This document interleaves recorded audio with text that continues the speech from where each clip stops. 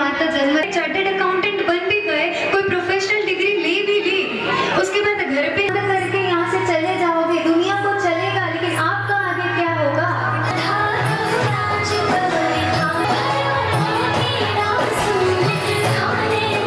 आ जाओ, पीछे आ जाओ, पीछे आ जाओ, पीछे आ जाओ।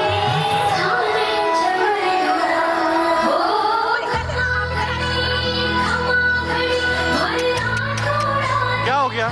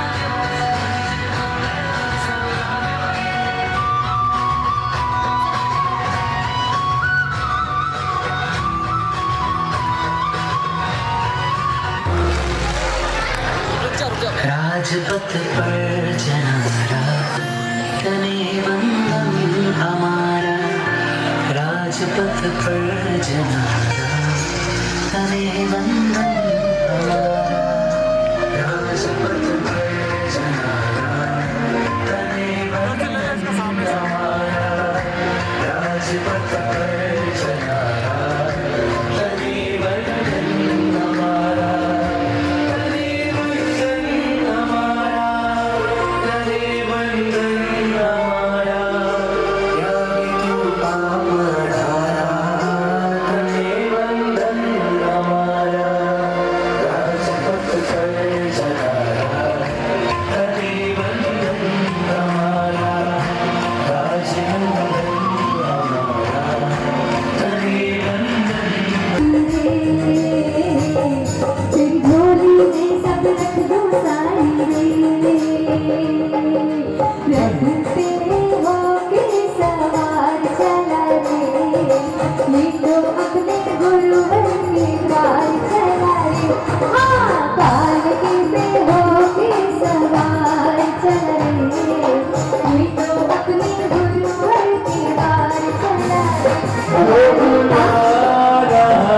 कैसे रोक लूं जो बुला रहा, कैसे रोक लूं मैं तो चला प्रभुवर के धाम, प्रभुवर के धाम।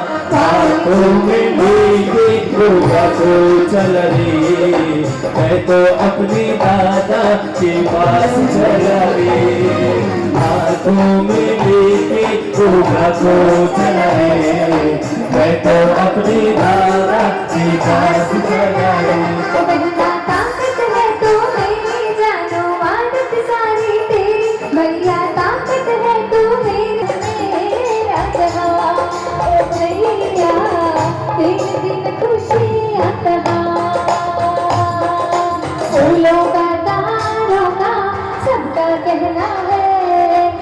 भैया मुफ्त अब तेरा रहना है। एक ऐसा भाई जो अब कोई भी रक्षाबंधन में राखी बंधवाने उसके द्वार नहीं जाएगा। आपकी ओ माँ प्यारी माँ, ओ माँ प्यारी माँ, ओ माँ प्यारी माँ, सरिया कर मोना बंधन तोड़ी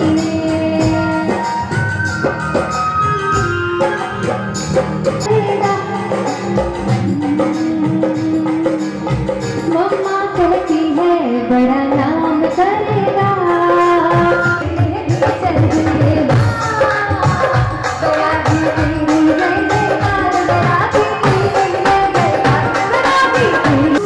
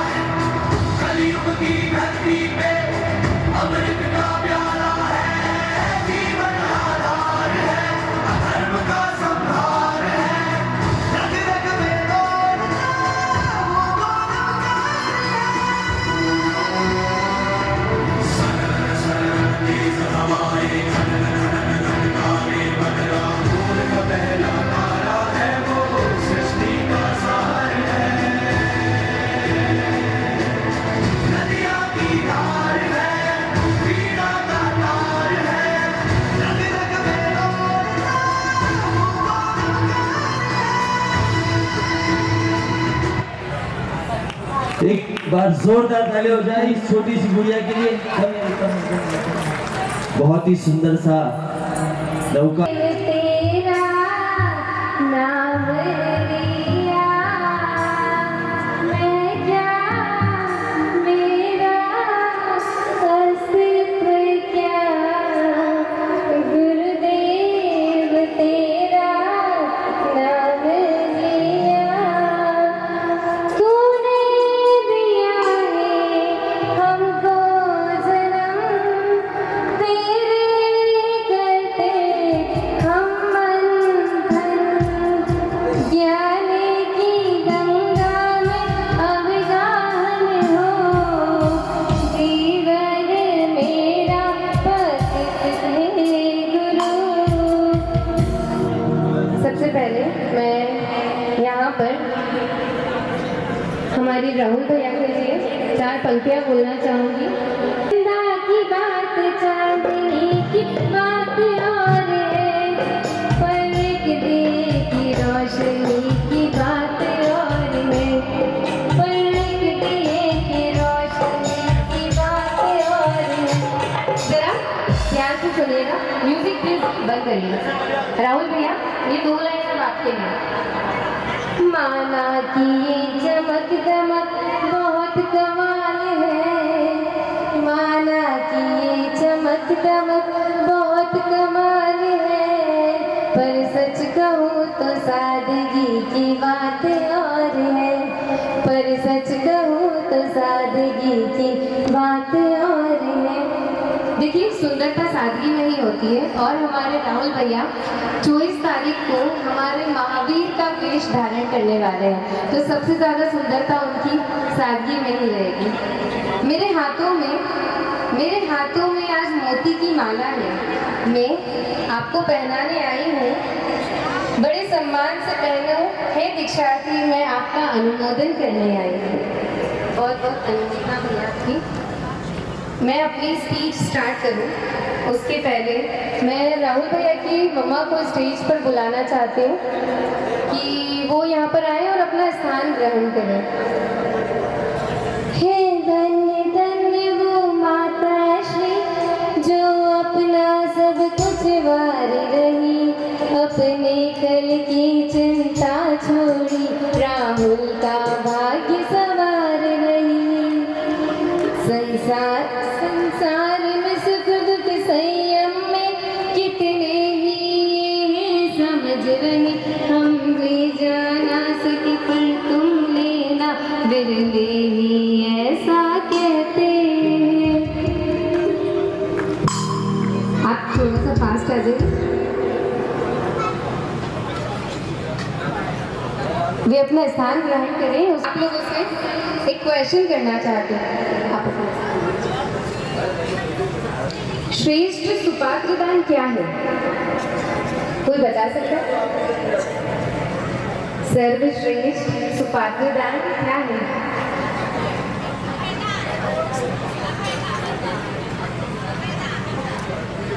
जी नहीं।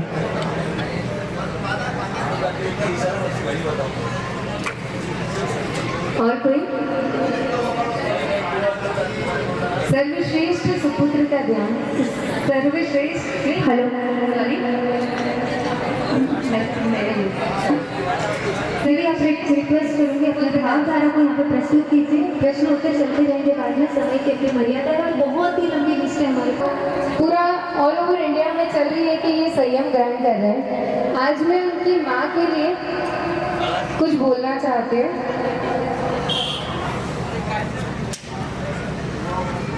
इस माँ ने तो जन्म दिया, इस माँ ने तो जन्म दिया, लेकिन इस दीक्षार्थी को जो महान बनाएंगे उस महात्मा की आज मैं बहुत बहुत अनुमोदना करती हूँ कि आज इस माँ ने जन्म तो दिया, लेकिन इन हमारे राहुल भैया को अजन्मा बनाने वाले हमारे महात्मा हैं।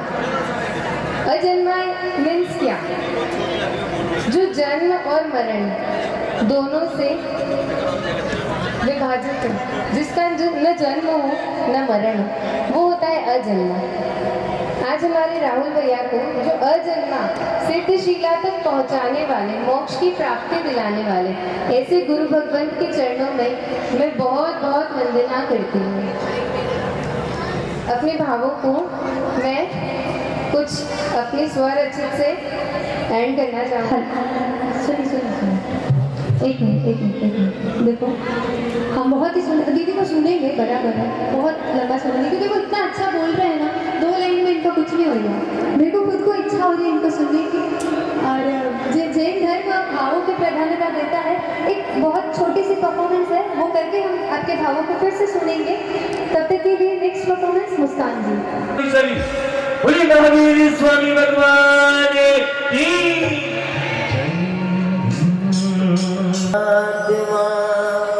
कौन कौन अपनी आत्मा को परमात्मा से रंगाना चाहता है? आप संयम तो ले नहीं सकते, इतना तो पुण्य अपना प्रबल है नहीं है। यदि भावों के साथ में आप भावों से संयम ले तो बिल्कुल एक बार सभी की तरह हाथ ऊपर, कैमरे वाले भैया इधर हाथ रखना, जिसके हाथ नीचे उनका फोटो लेना। एक बार सभी की तरह हाथ ऊपर, पुण्यशाली एक बार पूरा सदन ईमानदारी से। परमात्मा थी रंगाशी मारो आत्मा, परमात्मा थी रंगाशी मारो आत्मा।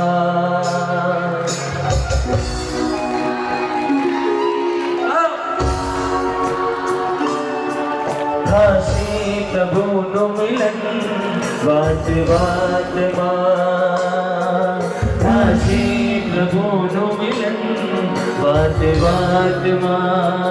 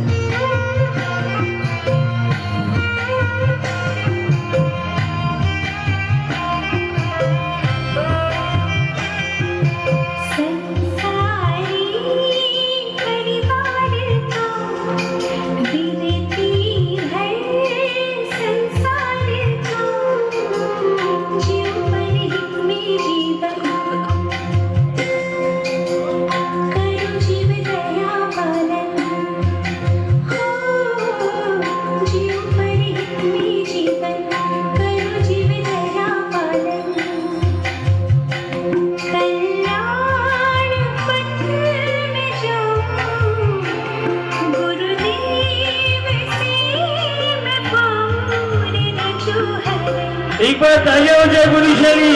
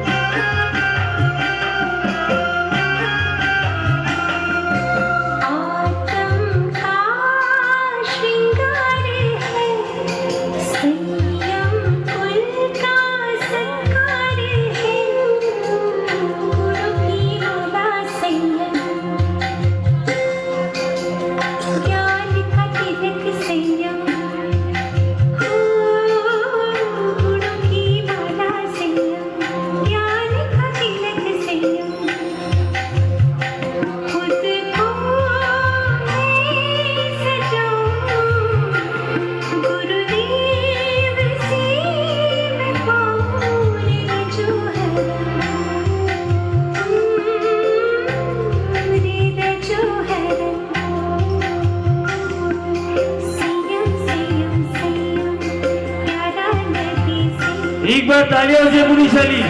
1 2 हाँ बिल्कुल मेरी तालियों के साथ।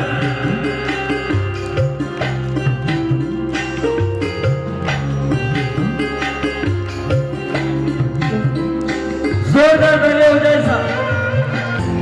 जय जयकार जय जयकार संयम का जय जयकार जय जयकार जय जयकार जय जयकार। बिल्कुल मीठी तालियां बची लीजिए साहब, ऐसे नहीं बैठना है, बिल्कुल अपने हाथों को खोलकर।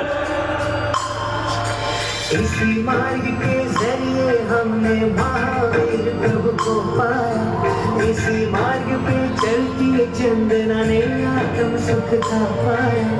अब तुमने भी अपनाया है संयम के इस मार्ग को, बढ़ो निरंतर तुम इस पथ पे, पाओ अंतर ज्ञान को। ये मनोरथ हासिल करके गौरव सबका बढ़ाया है। संयम का तालियां बजाते हुए आत्म में संभाव जगा, कीर्ति का रंग लगा, निज आत्म में संभाव जगा, संयम का रंग लगा। जय जयकार जय जयकार जय जयकार संयम का जय जयकार। नमो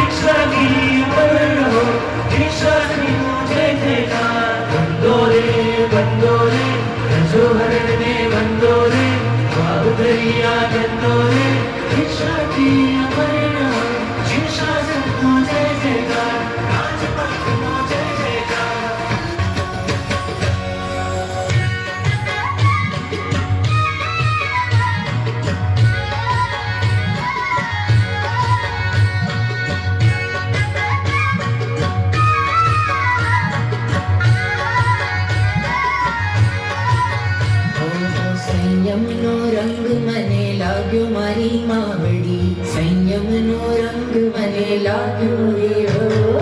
संयमनो रंग मने लाग्यो मारी मावड़ी, संयमनो रंग मने लाग्यो रे हो।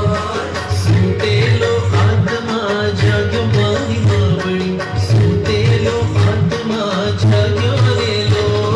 संयमनो रंग मने लाग्यो मारी मावड़ी, संयमनो रंग मने लाग्यो रे लो।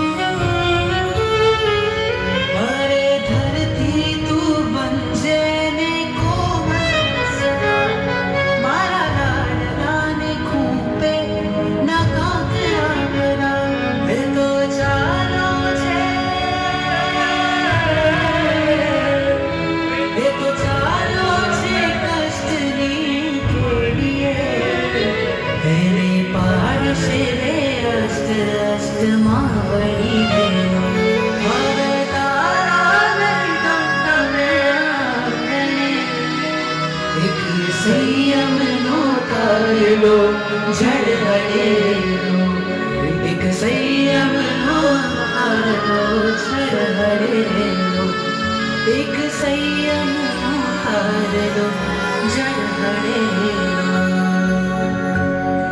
जोरदार तालियां हो जाए एक बार आदिनाथ मित्र मंडल के लिए, महिला मंडल के लिए साहब। सदा उजमार बने जन जीरे हतीजे कर्मोनी मुक्ति वरमार बने जा संयम पंथे वैरागी तारो पंथ सदा उजमार बने। पधारो बैरागी में आपकी नजर उतारांगे, आओ पधारो बैरागी आपकी नजर उतार बधाई। कमा घड़े उन बैरागी में कमा घड़े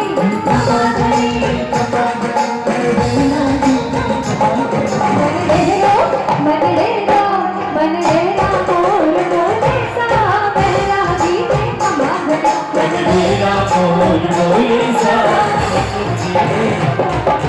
भिक्षा नहीं करने वाला सुंदर सी नाटिका के रूप में पेश की जाएगी, तो कृपया सभी ध्यान दीजिएगा।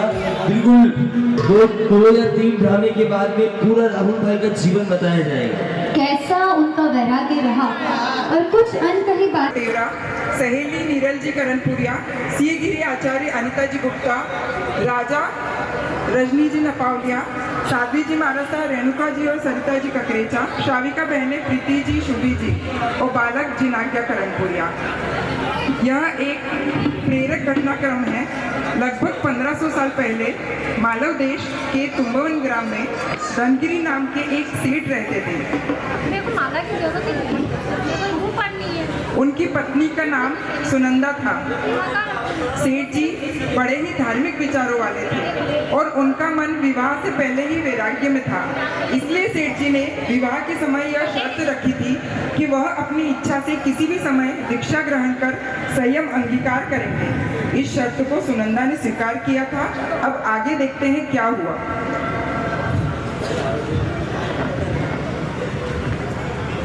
हे स्वामी, बोलो प्रिय। हे स्वामी, आज मैंने देखा देवलोक से एक पुण्य आत्मा मेरे कुक्षी में अवतरण हो रही है। यह तो अत्यंत ही आनंददायक समाचार है। प्रिय सुनंदा, अब तुम संतान की प्राप्ति करने वाली हो, तो अब मुझे भी अपनी भावनाओं को साकार करने का समय आ गया है। गुरुदेव की शरण में जाकर मुझे भी संयम ग्रहण करना है। अरे स्वामी, ये आपने क्या कह दिया? इतने शुभ घड़ी में विरह की बात? ऐसा मत कहिए स्वामी, ऐसा मत कहिए। मैं आपके बिना नहीं रह सकती। हे स्वामी, मेरी बात मानिए, मेरी बात मानिए, मेरा साथ दीजिए। मत जाइए स्वामी, मुझे छोड़ के मत जाइए।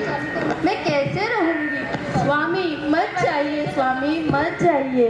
हे सुनंदा, तुम चिंता मत करो। ये जो हमारी आने वाली संतान है, ये तुम्हारे भविष्य का आधार बनेगी और भविष्य में हमें प्रसिद्धि भी दिलाएगी। इसलिए कभी भी चिंता मत करो और मुझे संयम के मार्ग पर जाने की अनुमति दो। ऐसा मत कहिए, मत कहिए।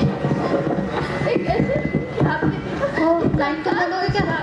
तुम्हें धोखा मिला। इस संसार मझधार में आप मुझे छोड़कर जा रहे हैं। मेरी नैया कौन पार लगाएगा स्वामी? कौन पार लगाएगा? तुम चिंता मत करो सुनंदा, अब मुझे जाने की आज्ञा दो। चालू नहीं करा क्या? इस प्रकार सेठ धनगिरी ने तुरंत संसार का त्याग कर आचार्य सिंहगिरी के पास दीक्षा ग्रहण की। उधर मुनि धनगिरी अपने चारित्र की उच्च पालना कर रहे थे। इधर माता सुनंदा ने शुभ घड़ी में एक सुंदर बालक को जन्म दिया।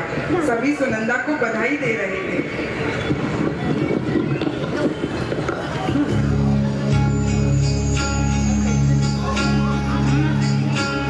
लड़ाओ कोई रात लड़ाओ रे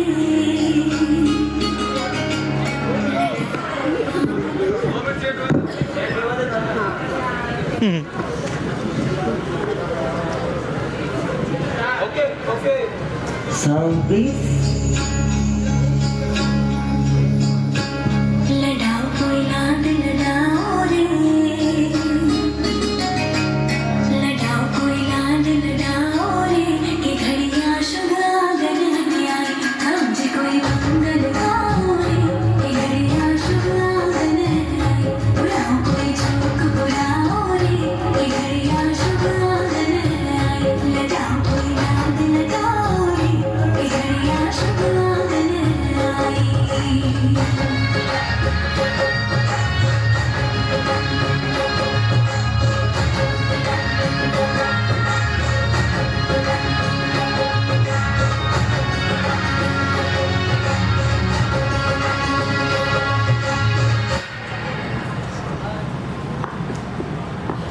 बहन सुनंदा, हाँ तुम्हें बहन, कैसा लग रहा है? माइक चेक कीजिए। हेलो। बहन सुनंदा, आज तुम्हें कैसा लग रहा है? मुझे, अरे मुझे तो पूछो मत, आज कैसा लग रहा है? आज तो मेरा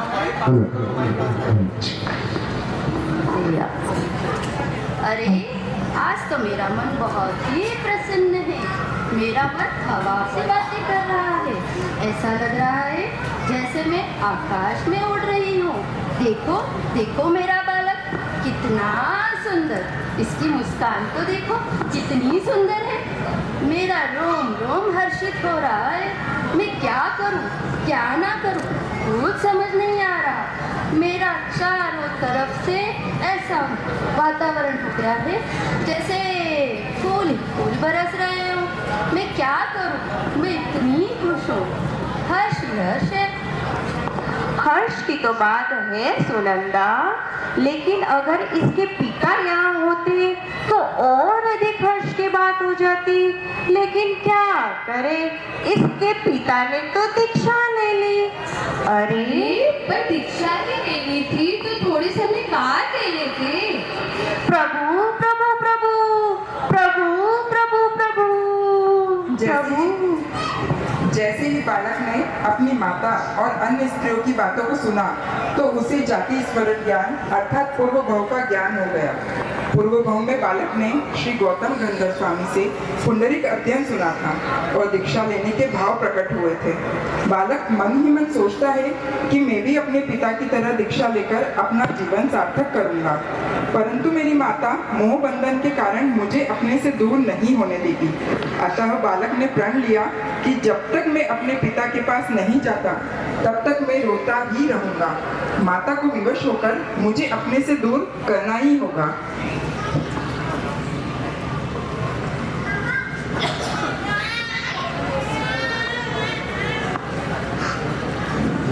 पुत्र, क्या हुआ मेरे लाल, क्या हुआ? क्यों रोना आ रहा है? क्यों रो रहे हो? क्या हुआ? क्या हुआ? ओहो, मम्मा की याद आ रही है। ओहो, क्या आपको दूध पीना है? चलो चलो, भूख लग रही है। ओहो, ओहो, चलो चलो चलो।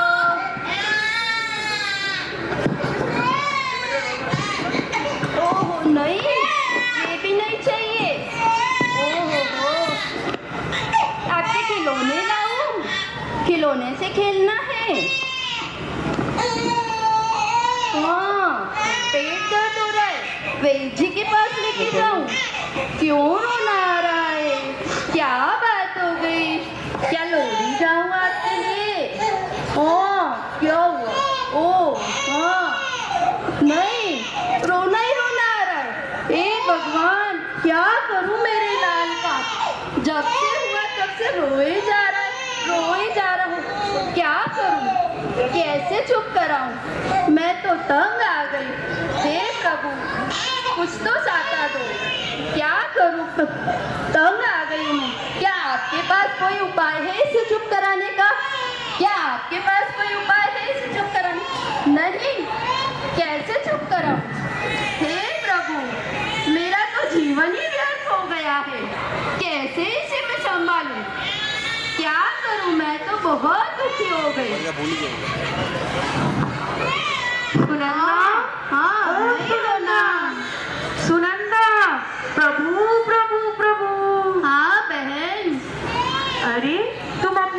को चुप कराओ। ये चुप होता ही नहीं है। क्या करूं, कैसे करूं, कुछ समझ नहीं आता। प्रभु प्रभु प्रभु, पूरे 6 महीने हो गए, पूरा गांव तुम्हारे पुत्र से परेशान हो गया इसके रोने से। अरे बहन, मैं क्या करूं, क्या क्या जतन नहीं किया। लोरी गाई, झूला झुलाया, क्या क्या नहीं किया। खेल खिलौने मिठाई सब करके देख लिया, पर नहीं, रोना बंद ही नहीं हो रहा। क्या करूं, यहाँ तक कि मैंने झाड़ फूक तंत्र मंत्र सब करके देख लिया, पर नहीं, कुछ असर नहीं हुआ। वेची को दिखाया, दूर दूर जाके आ गई, पर नहीं, कोई दवाई असर नहीं कर रही। मैं क्या करूं, मैं तंग आ चुकी हूँ। मेरा तो जीवन ही व्यर्थ हो गया है। मैं तंग आ चुकी हूँ। मैं क्या करूं, कुछ समझ नहीं आता। पूरा मत मानना, पर क्या तुमसे तुम्हारा ये एक पुत्र संभाला नहीं जाता? तुम्हें पता है, गांव में आचार्य श्री स्नेहगिरी और मुनि धनगिरी जी पढ़ा रहे हैं। इसके पिता होने के नाते उनका भी कुछ कर्तव्य बनता है, तुम्हें नहीं लगता? लगता तो है बहन, पर उन्होंने तो दीक्षा ले ली और मैं अब यहाँ माता हूँ, तो मेरा अधिकार है कि मैं इस बच्चे का पालन पोषण करूँ।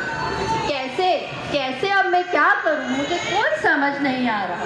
प्रभु प्रभु प्रभु प्रभु प्रभु प्रभु। सहेली की बात सुनकर सुनंदा सोच में पड़ जाती है।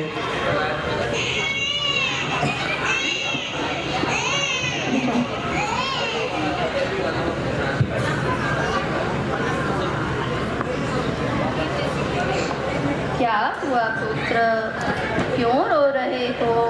नहीं रोना।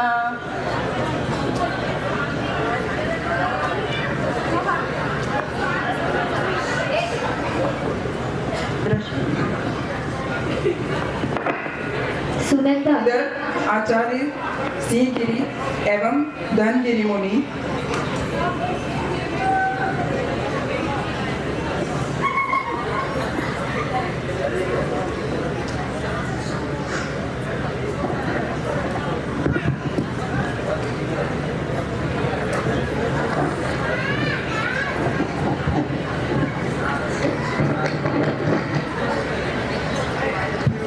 मुनि भगवान के आगे माइक की व्यवस्था की जाए।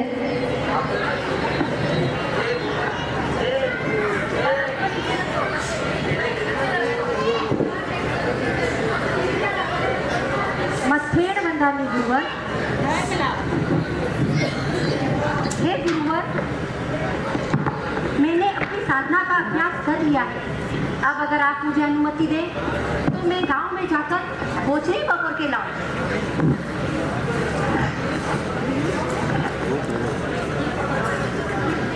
किसने बोला?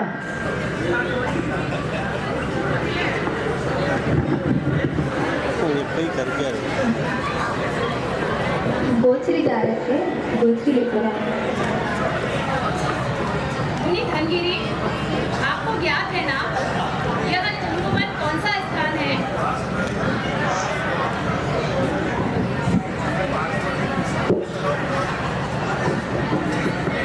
जी गुरुदेव, मुझे अच्छे से ज्ञात है कि तुम ऐसा ग्राम है, पर अब मुझे कोई राग द्वेष मोह माया विचलित नहीं करता है, और अब मुझे अतीत की बातों से कोई फर्क नहीं पड़ता है। मुनि धनगिरी, अब मैं आश्वस्त हूँ कि आप अपने धर्म का पूर्णतः पालन करेंगे और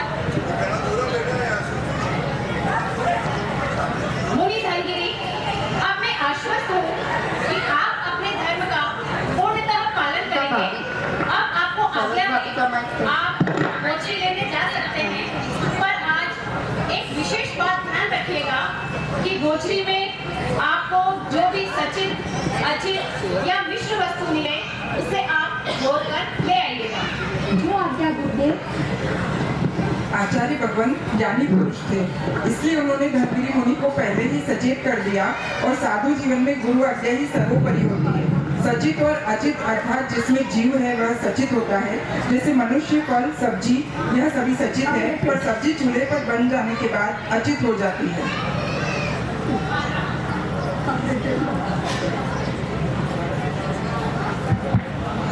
मुनि भगवान ग्रोसरी करने गए हुए हैं, देखते हैं क्या मिलता है उनको आज।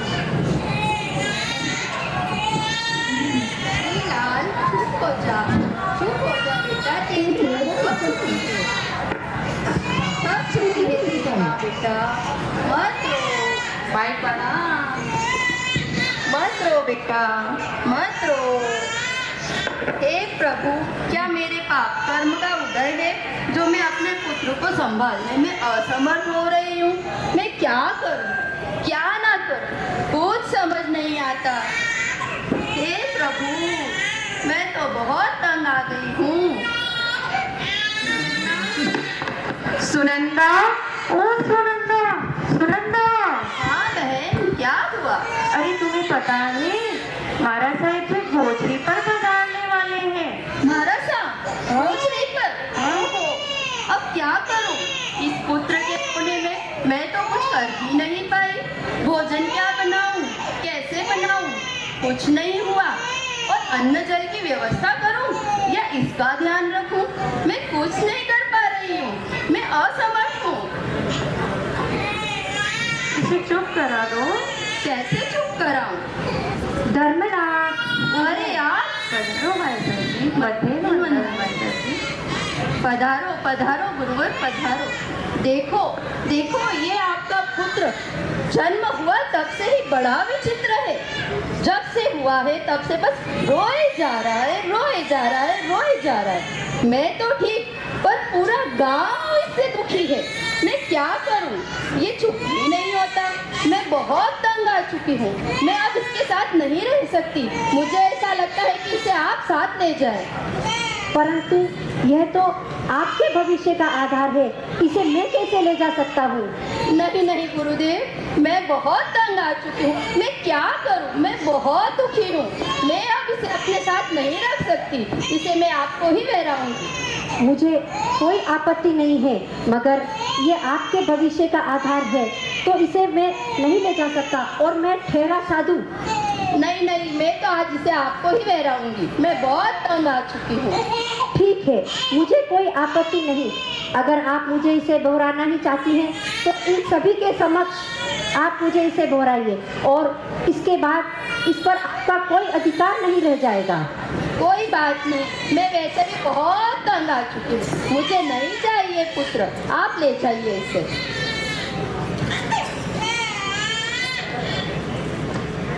अरे अरे, ये क्या चमत्कार हो गया, चमत्कार हो गया। बच्चे ने रोना बंद कर दिया, बालक ने रोना बंद कर दिया। अरे अरे, ऐसा तो नहीं कि मेरे कान खराब हो गए। अरे अरे, क्या आपको आवाज आ रही है बच्चे के रोने की? क्या आपको आवाज आ रही है बच्चे के रोने की? किसी को नहीं आ रही? ओहो, बच्चे ने रोना बंद कर दिया। चमत्कार हो गया, चमत्कार हो गया। प्रभु प्रभु प्रभु, प्रभु प्रभु प्रभु। अब मुनि धनगिरी वहां से निकलकर उपाश्रय में आचार्य भगवंत के पास पहुंचते हैं और उन्हें सारा वृत्तांत सुनाते हैं। आचार्य भगवंत को समझते देर न लगी। अब आगे देखते हैं क्या हुआ। मत्थेन वंदामि गुरुवर।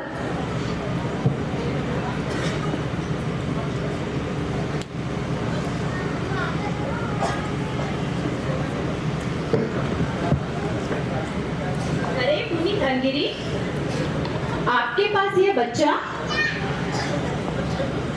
ये तो बड़ा ही विचित्र बालक है, बड़ा तेजस्वी है और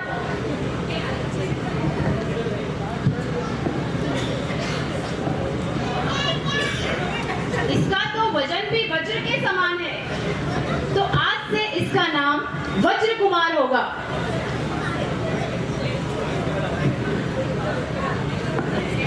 अब आचार्य भगवान ने सोचा इस बालक का ध्यान कौन रखेगा।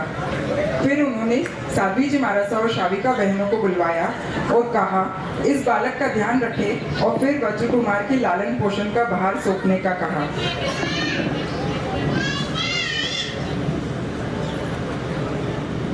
मथेर बजाऊंगी।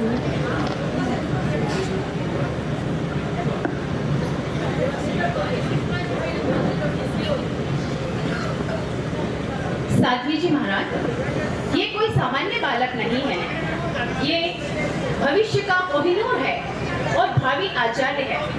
इसका लालन पालन की जिम्मेदारी आप किसी श्राविका बहन को बुलाकर उन्हें सौंप दीजिए। शुरबी बहन,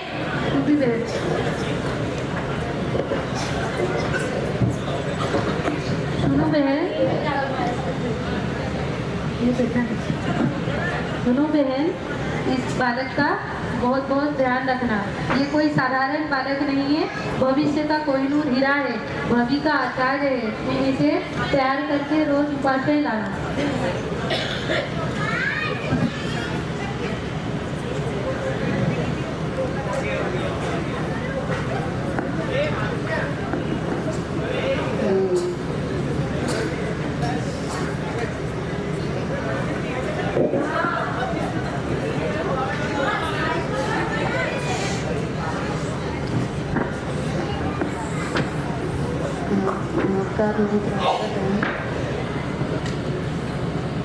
नमो रियंतां, नमो सितां, नमो आर्यां, नमो जय, नमो लोय संतां।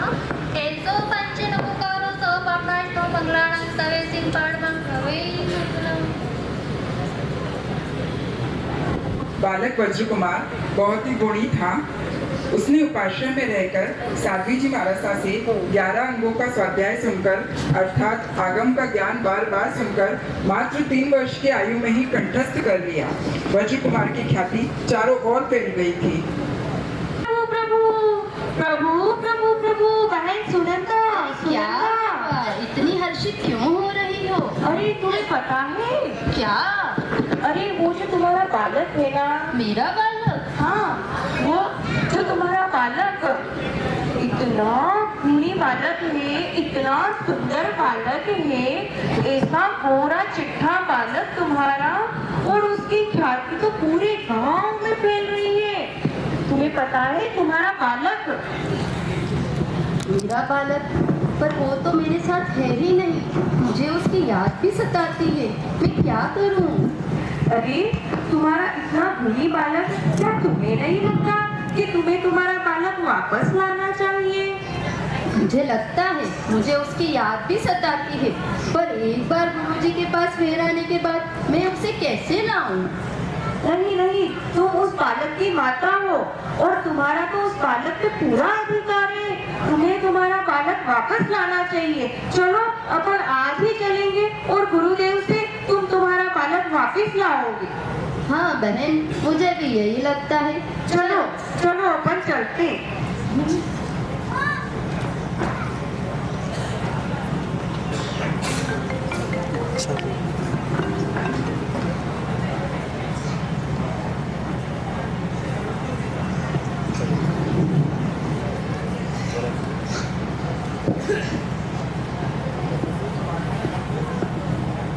प्रणाम गुरुदेव।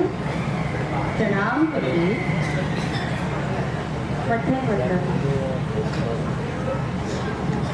गुरुदेव, आज मैं आपसे विनती करने आई हूँ।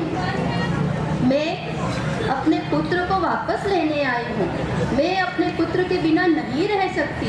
वही मेरे जीवन का आधार है, वही मेरा भविष्य है। मैं उसके बिना रह ही नहीं सकती। मैं एक दिन भी उसके बिना नहीं रह सकती। परंतु गुरुदेव, उस बालक की माता ने तंग आकर उसे मुझे पकड़ा दिया था। अब इस पर उनका कोई अधिकार नहीं है। नहीं नहीं गुरुदेव, मुझे मेरा पुत्र तो वापस ही चाहिए। मैं नहीं रह सकती उसके बिना। आपको मेरा पुत्र मुझे लौटाना ही होगा। अगर आप मेरी बात स्वीकार नहीं करेंगे तो मुझे न्याय कौन देगा?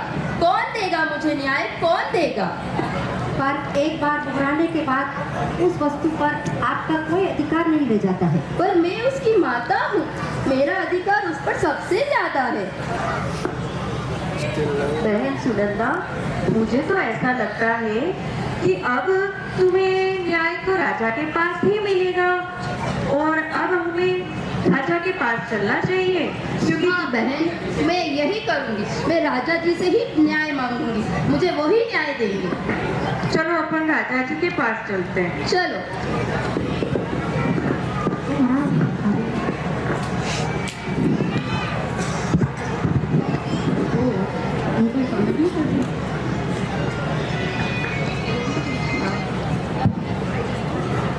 आखिर माँ तो माँ ही होती है। सुनंदा अपने पुत्र को वापस पाने के लिए राज दरबार में राजा के समक्ष अपनी विनती सुनाती है।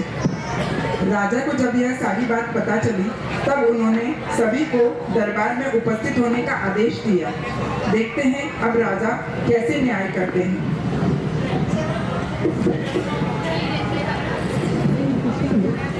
मध्येण वंदामि गुरुदेव।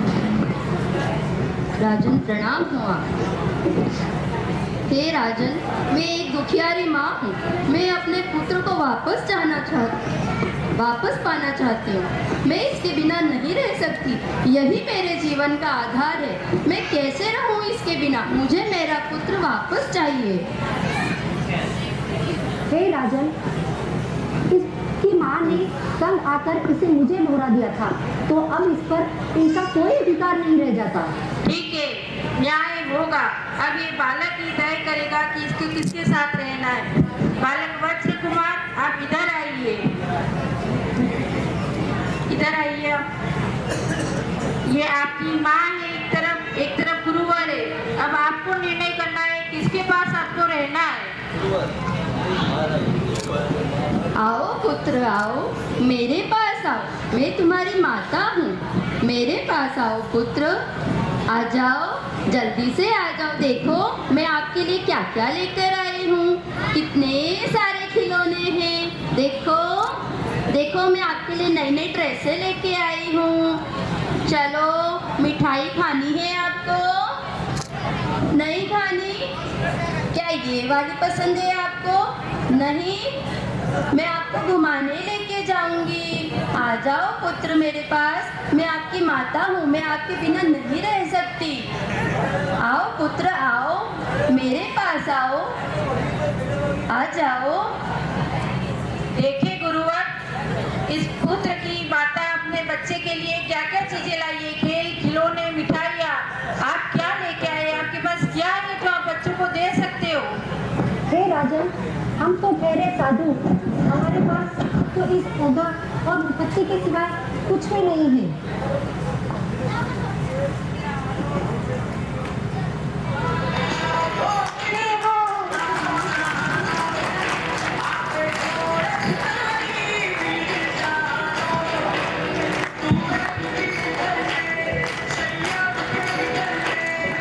सभी को दोनों हाथों से ताली की ढपने के साथ मुझे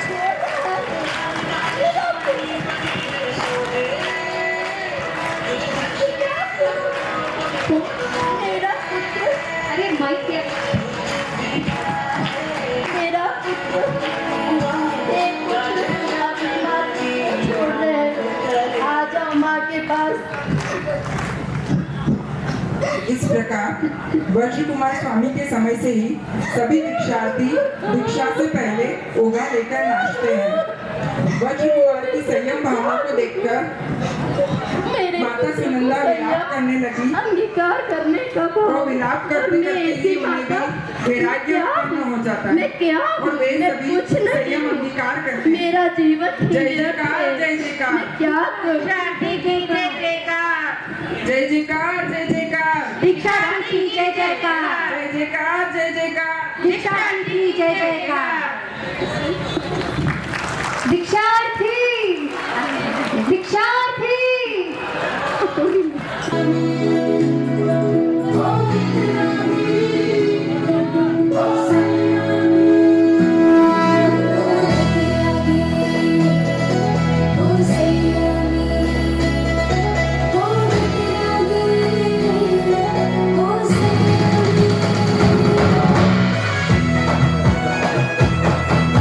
Put your hands up, come on everybody!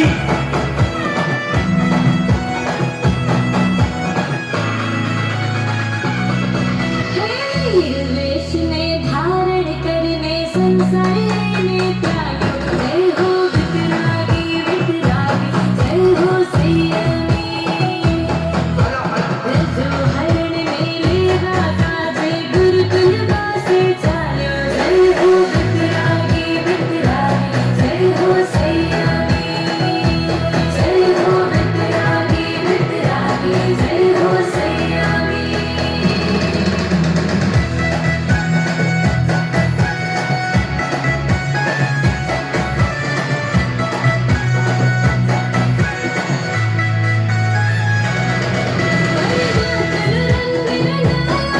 साधु जीवन संहारो गुरु आशीष है पाया शासन लो मान बढ़ायो नश्वरता ने त्याग एने शाश्वत सुख लो भायो जय हो वितरागी वितरागी जय हो संयमी हे वीर वेश में धारण करने संसार में त्यागो जय हो वितरागी वितरागी जय हो संयमी जय हो वितरागी वितरागी जय हो संयमी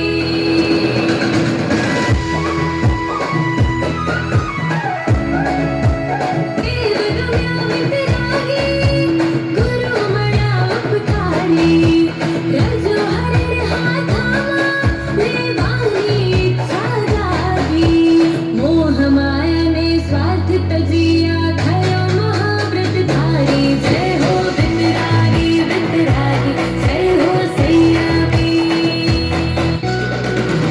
विसरो आशीष पायो मनमा संतोष रमायो हो निर्मल करिया जीवन स्वप्न राहुल में सजायो शौर्य बनी ने भव सागर थी पार उतरवा आयो जय हो वितरागी वितरागी जय हो संयमी हे वीर वेश में धारण करने संसार में त्यागो जय हो वितरागी वितरागी जय हो संयमी जय हो वितरागी वितरागी जय हो संयमी एक बार मेरी तारीफ के साथ होनी चाहिए तालियां होनी चाहिए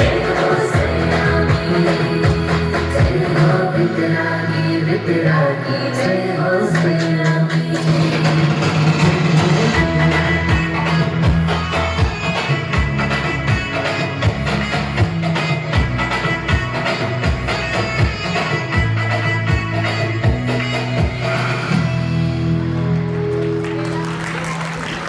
कुंदन उनके कल्याण की ओर उन्हें ले गया। लेकिन आज जो हम ये नाटक, ये प्रस्तुति, ये ड्रामा हम आज देखेंगे, ये ड्रामा कहीं बाहर का नहीं है। ये ड्रामा आपके अपने नगर, गांव प्रतापगढ़ नगर के बेटे का है। तो इससे आप जुड़ पाएंगे, कनेक्ट कर पाएंगे। राहुल को बचपन में न जाने किसने डांटा होगा, समझाया होगा, किसकी गोद में राहुल रोया होगा, किसके घर जाकर राहुल हंसा होगा। तो हम जानेंगे कि वो राहुल जो हमारे बीच एक आम सा लड़का था, वो कैसे इस मुनि पद पर बना, कैसे इस मुनि पद पर चढ़ा। तो आज ये नाटक से हमें जुड़ना है, जुड़कर समझना है कि हमारे बीच रहकर भी संस्कारों का सिंचन, ये संस्कार वो कैसे आए, गुरुदेव से जुड़ाव कैसे हुआ, कैसे धर्म से जुड़ा हुआ। सबसे बड़ी चीज, सबसे प्यारी चीज होती है माता। माँ की ममता छोड़ना, अपनी बहन की खट्टी मीठी लड़ाई छोड़ना, ये सब छोड़कर हम राहुल भाई को साथ में देखते थे, लेकिन ये सब छोड़कर संयम के पथ पर जाने का विचार, वो भाव कैसे आया, तो हम इस नाटक के माध्यम से ये जानेंगे। तो देखते हैं कि सबसे पहली खुशी जब नन्हा मेहमान हमारे घर में आता है तो वो कैसी होती है। तो वैसे ही कैसे एक नन्हा मेहमान जब मेहता परिवार में आया तो तब मेहता परिवार की क्या सोच रही होगी, क्या अहो भाव रहे होंगे, क्या उनके माता पिता के राहुल के प्रति सपने रहे होंगे। इसी की पहली झलक, पहला दृश्य राहुल की वृत्ति गाथा का आप सबके सामने आ रहा है अभी। 1 2 3 and 4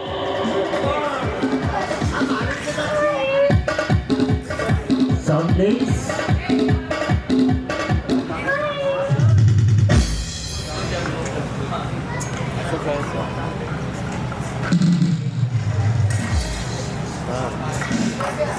साउंड प्लीज।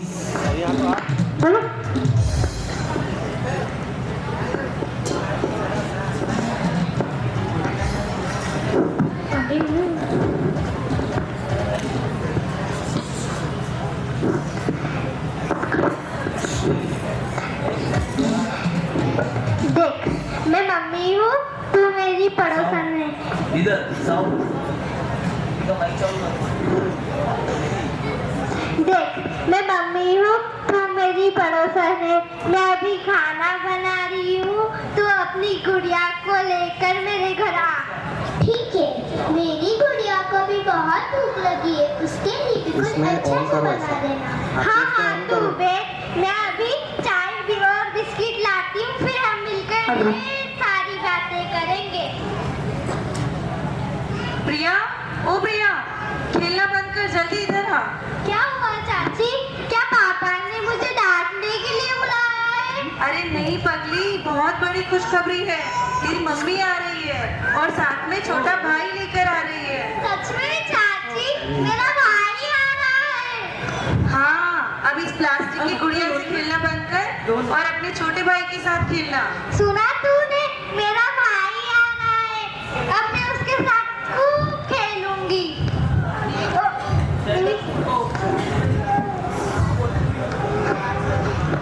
मेरा भाई आ रहा है, मेरा भाई आ रहा है, मेरा भाई आ रहा है।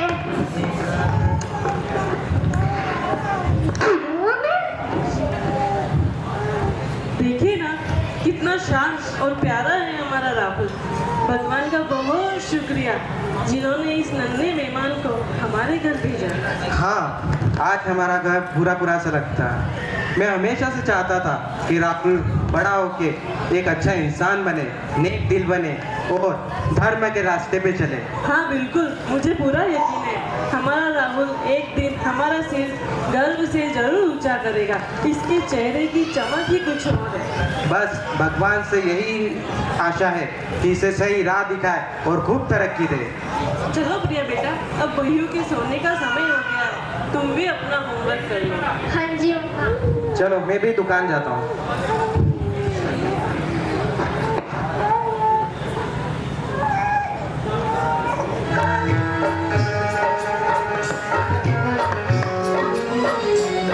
तुझे बेटा कहूँ कि मीरा, तुम तो है जाननहारा। मेरा वीर बनेगा बेटा, महावीर बनेगा बेटा।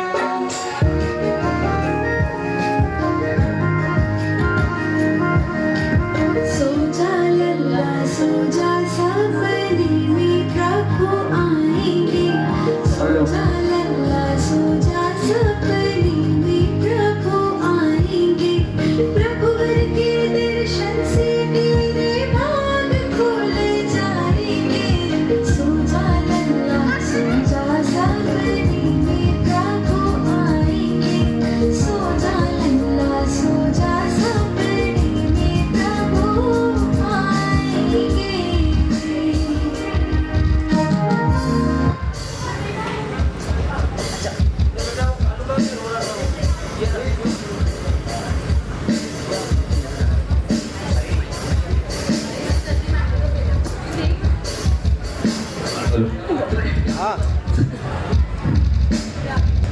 एक नन्ही सी मुस्कुराहट का कि कैसे घर का चिराग घर के अंदर आया, तो एक पिता के भाव क्या थे, एक पिता के सपने क्या थे।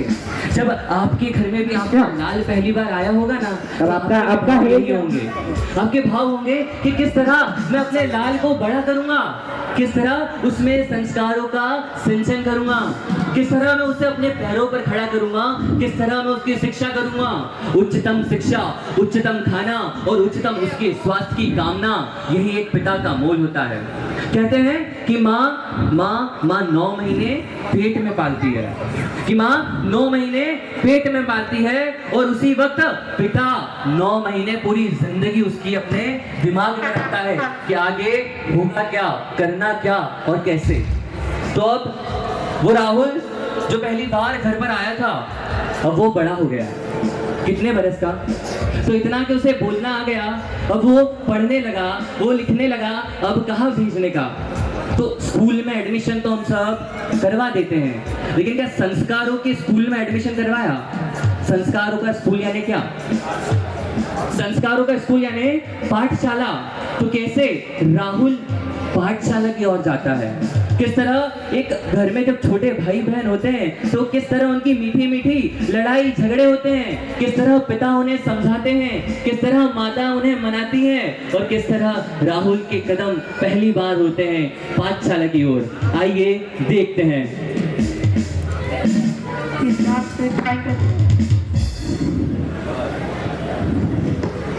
राहुल, ये मेरी ड्राइंग बुक है, तूने इस पर पेन क्यों चलाया? दीदी मैं तो सिर्फ इसमें फूल बना रहा था, देखो कितना सुंदर फूल है। सरहद, तूने मेरी पूरी बुक खराब कर दी। मम्मी देखो ना इस राहुल को। है हमेशा मम्मी को बोलती रहती है, पापा बचाओ मुझे। अरे अरे, ये क्या कर रहे हो राहुल? दीदी को फिर परेशान किया? नहीं पापा, मैं तो सिर्फ ड्राइंग सीख रहा था। कुछ सीखना है तो कुछ अच्छा सीखो। तो आज से तुम्हारी पाठशाला शुरू होने वाली है। हाँ बिल्कुल, अब तुम बड़े हो गए हो, पाठशाला जाओगे, अच्छे संस्कार मिलेंगे, वहाँ तुम्हें गुरुजी नई नई कहानियाँ सुनाएंगे। हाँ, ज्यादा पाठशाला, वहाँ गुरुजी तुझे बताएंगे कि बड़ी दीदी से लड़ना कितनी बुरी बात है। हाँ हाँ जाता हूँ, वहाँ से सीख के अपन बड़ी दीदी को कैसे सीधा किया जाए। चलो चलो, अब बातें बंद करो, बैग पैक करो, पाठशाला का टाइम हो गया है। जी पापा, जय हिंद। जय हिंद।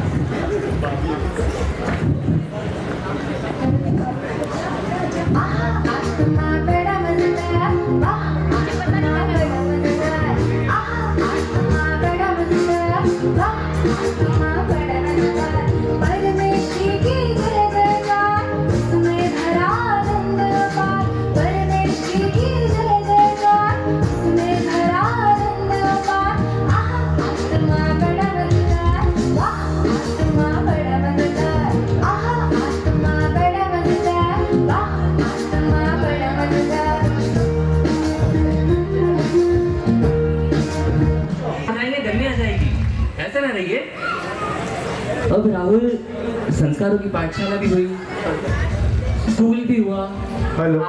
जीवन का सबसे कठिन मोड़, खासकर एक पुरुष के जीवन का सबसे कठिन मोड़ कि करना क्या है, जब ना उसका परिवार, न केवल उसका परिवार, उसके दोस्त, रिश्तेदार, आस पड़ोस वाले कि बेटा अब करना क्या है। यानी 12th हो चुकी है, कॉलेज में एडमिशन लेना है, करना क्या है।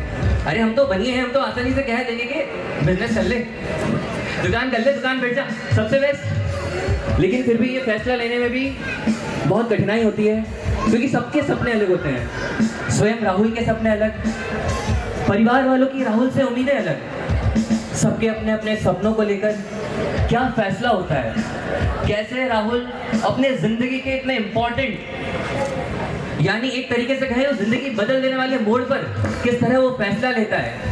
और वो कौन दोस्त होता है राहुल का उसकी जवानी में, जो राहुल के साथ होता है, वो कहते हैं ना बेस्ट फ्रेंड। अरे अभी तो राहुल किसी का बेस्ट फ्रेंड नहीं है, अभी तो राहुल भाई हमारे क्या है, जो भी दोस्त है ना, राहुल किसी का दोस्त नहीं है, अब किसी का मित्र नहीं है, और वो सबका कल्याण मित्र है, वो भी कुछ दिनों तक। उसके बाद तो राहुल भाई क्या हो जाएंगे।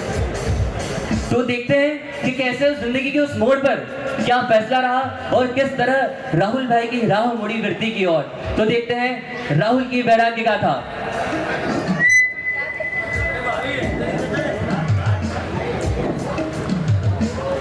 यार राहुल, ये देख, इन दोनों जयपुर कॉलेज के फॉर्म, तू बता कहाँ चले? मुझे तो लगता है बाहर निकलना चाहिए। यहाँ प्रतापगढ़ में क्या रखा है?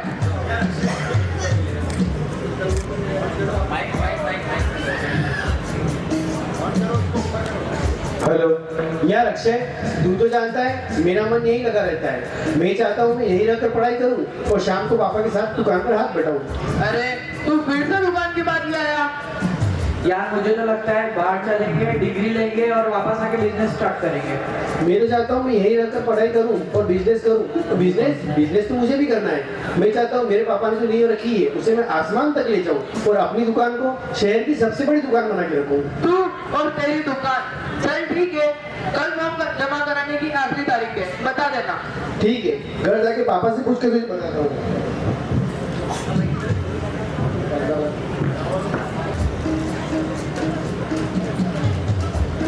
जय जिनेंद्र पापा। जय जिनेंद्र राहुल, आ गए? कॉलेज के क्या खबर है? फॉर्म भर दिया या अभी भी कंफ्यूज हो? पापा सच कहूँ तो थोड़ा कंफ्यूज हूँ। अक्षय से कैरियर की बात करते करते एक बात याद आ गई थी। जब मैं बाहर ओली जी की तपस्या करने गया था ना पापा। हाँ, जब तुम बहुत शांत होके आए थे। क्या बात है? पापा वहाँ मुझे एक लड़का मिला था, उसका नाम था सपन, भवानी मंडी का रहने वाला था पापा। अच्छा, क्या करता है? पापा वो बहुत बड़ा फैशन डिजाइनर है, उसके पास पैसा है, चकाचौंध वाली जिंदगी है, पर महाराज साहब जी कह रहे थे वो ये सब कुछ छोड़कर दीक्षा लेने वाला है। दीक्षा? वो भी अब इतनी कम उम्र में, और वो भी इतना सफल होने के बाद? हाँ पापा, मैं भी यही सोच रहा हूँ। मैं जिस कैरियर के पीछे भाग रहा हूँ और वो ये सब कुछ छोड़कर दीक्षा लेने वाला है। महाराज साहब बता रहे थे कि असली सुख बाहर की चमक में नहीं बल्कि भीतर की शांति में है। ये तो सच बात है, पर अभी तुम पढ़ाई पे ध्यान दो, ये बहुत बड़ी बात है। पर पापा सच कहूँ तो सपन की बात मेरे दिमाग से निकल ही नहीं रही है। फिर छोड़ो, ठीक है, मैं हाथ मुंह धोकर आता हूँ।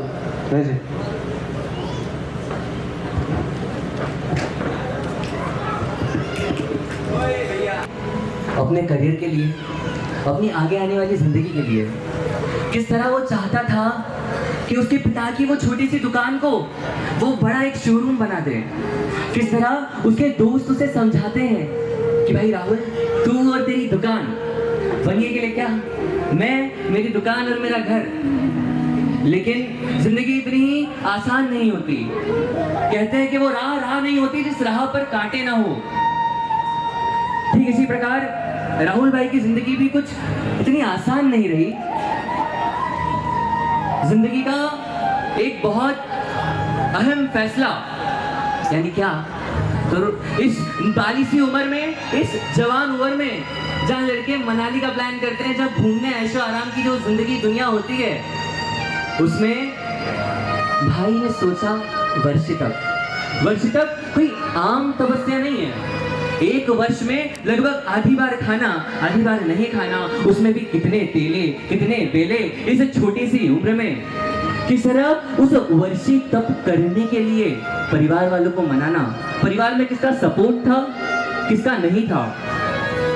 और वर्षी तप भी सिर्फ वर्षी तप की साधना नहीं, वर्षी तप पूर्ण होने की कुछ अवधि पूर्ण नहीं, कुछ ऐसा घटित हुआ जो शायद कोई नहीं चाहता कि कभी घटित हो। शायद ना आपकी जिंदगी में, ना मेरी जिंदगी में। वो शायद वो कुछ दिन, वो राहुल की जिंदगी के कुछ ऐसे दिन रहे होंगे जो उसकी पूरी जिंदगी के अगर काले दिनों को गिने तो उसमें भी सबसे ऊपर लिखे जाए।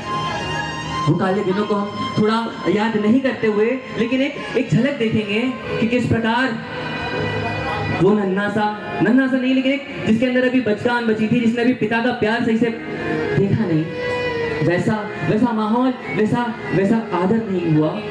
वैसे हम अब राहुल भाई को देखेंगे कि किस प्रकार वो वर्षी तप एक तपस्या मात्र नहीं, मगर उनकी एक परीक्षा बन गया। किस तरह उस परीक्षा के सवाल के जवाब राहुल को कौन से महाराज साहिब से मिले, कैसे मिले। तो आइए देखते हैं वो वर्षी तप था या तपस्या या एक परीक्षा।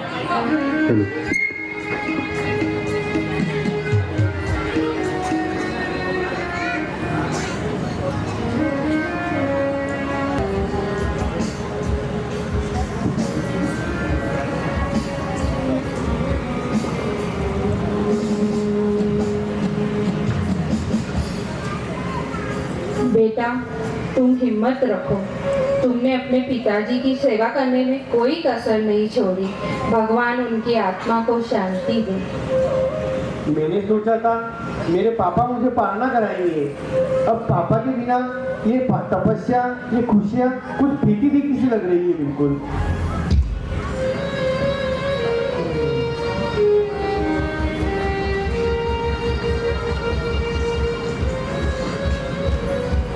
नहीं राहुल, ऐसा मत बोल बेटा। तेरे पापा भले ही आज हमारे बीच नहीं हैं, पर उनकी इच्छाएं और उनका प्यार हमेशा तेरे साथ है। तुझे पता है, अपनी बीमारी के दौरान भी वो हमेशा तेरे पालने की ही बातें करते थे। मम्मी। हाँ बेटा, उन्होंने तेरे पाड़ने की सारी तैयारी पहले से ही कर रखी थी। कौन से मेहमान आएंगे, क्या दान पुण्य होगा, यहाँ तक की सजावट कैसी होगी, उन्होंने सब तय कर रखा था। वो चाहते थे कि तेरा ये वर्षी तक इतिहास बन जाए।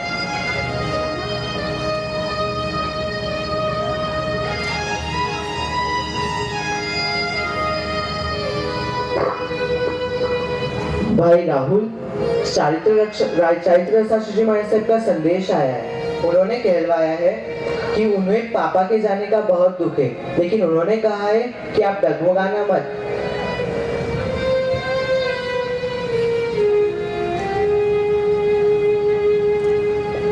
मम्मी, चारित्र शास्त्री महाराज साहब का पत्र आया है। उन्होंने कहा है कि तुझे पालना पालिताना में ही करना है और पापा की इच्छा पूरी करनी है। देख बेटा, पापा का साया भले ही उठ गया हो, पर उनका सपना अब तुझे पूरा करना है। वो ऊपर से तुझे देख रहे होंगे, तुझे पालिताना जाना होगा और इस तपस्या को पापा की यादों के साथ पूरा करना होगा। ठीक है मम्मी, मैं पालिताना जाकर शत्रुंजय की छाया में अपना पालना करूंगा और पापा की जो इच्छा थी उनका सपना पूरा करूंगा।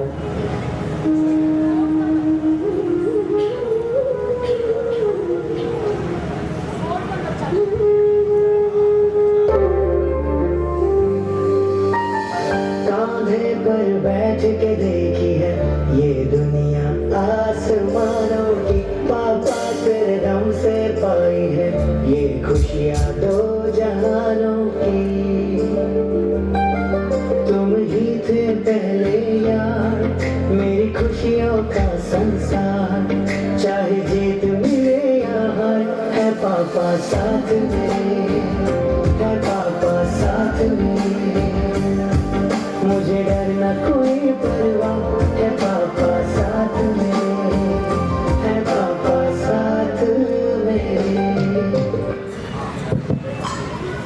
यहाँ पर राहुल भाई की वर्षी तक का पालना पूर्ण हुआ। अब ये पालना, वर्षी तक का पालना पालिताना नगरी के अंदर हो रहा है, तो उसका एक दृश्य यहाँ बनाने की कोशिश की जा रही है। तो आइए और जुड़िए वर्षी तक के पालने में सीधे पालिताना नगरी दादा आदेश्वर के पास।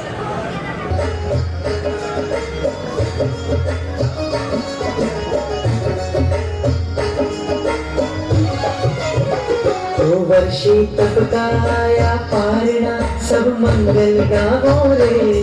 वर्षी तक का आया पारना, सब मंगल गावो रे। तपस्वी का अनुमोदन है, सब मिल चौक पुरावो रे। तपस्वी का अनुमोदन है, सब मिल चौक पुरावो रे। जय हो आदिनाथ दादा की, तुम भक्ति रचावो रे।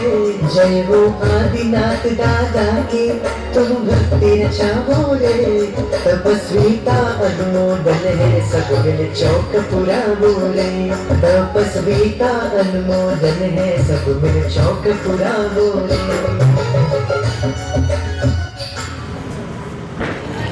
राहुल भाई की आत्मकथा, जीवन कथा, बायोग्राफी, ऑटोबायोग्राफी, या कुछ भी कहें, मजा आया देखने में, कुछ फील हुआ। तो यही हम इसको एक अल्प विराम देंगे, पूर्ण विराम नहीं, अल्प विराम, क्योंकि माहौल बहुत टेंस सा हो गया है। तो जरा हंसी मुस्कुराहट भी आनी चाहिए, आंखों में आंसू ठीक है मगर चेहरे की मुस्कान होनी चाहिए। तो देखते हैं बेहद ही अच्छा सोचा समझा गया एवं शिक्षा देने वाला नाटक संसार असार है, और उसके बाद राहुल भाई की जीवन कथा हम फिर से स्टार्ट करेंगे। आप सभी ने मुझसे प्रॉमिस किया था कि हम उठकर नहीं जाएंगे। ठीक है, जो प्रॉमिस तोड़ रहे हैं उनको जाने देते हैं। अभी यहाँ पर इसके बाद संसार के साथ एक ड्रामा दिखाया जाएगा, जिसमें हमारे रामू काका उछल कूद करने वाले हैं, जिनको देखकर आपको बहुत मजे आने वाले हैं। ठीक है, तो ये मजे छोड़कर आप जाना मत। और राहुल भैया के जीवन का अभी सेकंड और लास्ट पार्ट बाकी है, जो सबसे अहम है, जो देखना सबके लिए जरूरी है। तो सभी यही अपनी स्थिरता बनाए रखें। बस थोड़ी देर का प्रोग्राम है, उसके बाद आप सभी को बिल्कुल थोड़ी थोड़ी गर्मी और थोड़ी थोड़ी ठंडी में फ्री कर देंगे। ओके, एक बार तालियां बजा लो। आप लोग सब बैठे हो तो इतने दिन अपने खुद के लिए ताली बजा लो जोर से।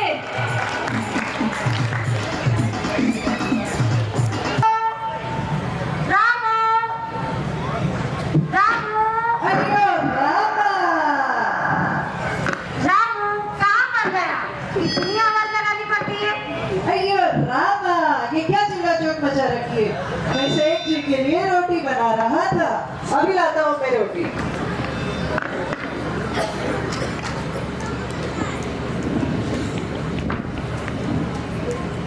ये लो सेठ जी आपकी रोटी, गर्मा गर्म रोटी। रामो, ये रोटी है, इतनी कमर पे घूस है।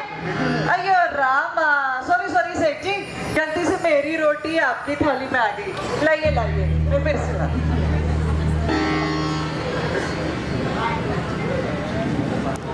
अरे छोड़ो आप इसको। रामो, जा बाजार से आधा किलो भिंडा लेके आ। अरे सुन सुन सुन, आधा किलो बड़ोई भी लेके आ। अरे सुन तो सही, आधा 100 ग्राम धनिया और 100 ग्राम मिर्ची भी ला। अयो रामा, चलो रामू जी बाजार में। सुनो जी, शाम को आपके लिए खाने में क्या बनाऊं? आज मेरे लिए खाने में कुछ नहीं बनाना है, क्योंकि मुझे पार्टी में जाना है, मैं वहीं डिनर करके आऊंगा। अरे आप पार्टी में जा रहे हैं? हाँ। तो प्लीज मेरा एक काम कर दोगे? बोलो। मुझे कल किटी में जाना है, तो मेरे लिए 10-12 हजार के एक साड़ी लेके आओगे? अरे अभी तो कुछ दिन पहले तुमको साड़ी ला के दी थी मैंने। अरे वो तो बहुत पुराने फैशन की हो गई, अब आपको नहीं पता होगा, एक दिन में फैशन चेंज होती है। अब मैं इसी पुरानी साड़ी पहन के किटी में जाऊंगी तो मेरी सारी फ्रेंड्स मेरा कितना मजाक उड़ाएगी। प्लीज एक साड़ी ला दो। ओके ओके, देखूंगा। अयो रामा, लो सेठानी जी आपके भिंडे, अब मैं जा रहा हूँ तुरई लेने। अरे रामू सुन सुन सुन, रामू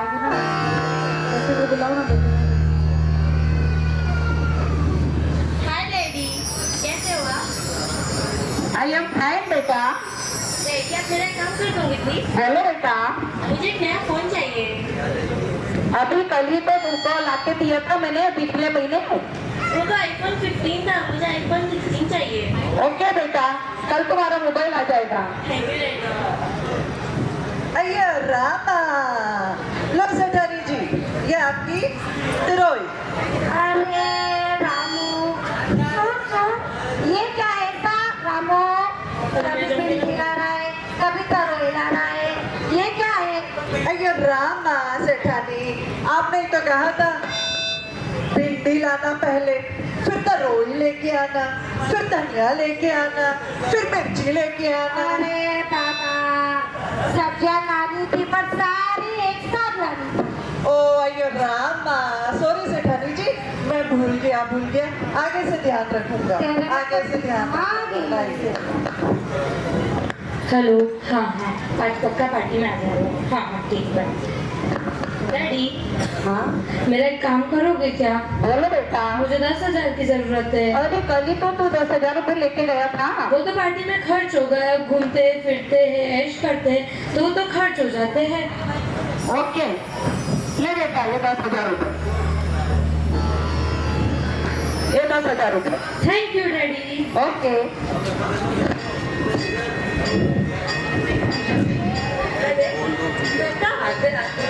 बेटा, हाँ बेटा जी।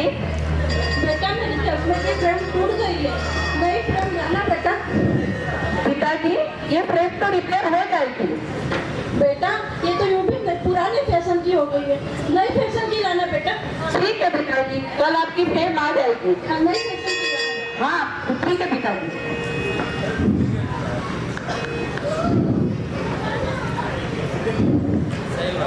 बेटा, हाँ माँ। ऑफिस जा रहे हो? हाँ माँ। ऑफिस से आते समय मेरी दवाई खत्म हो गई है, लेते आना।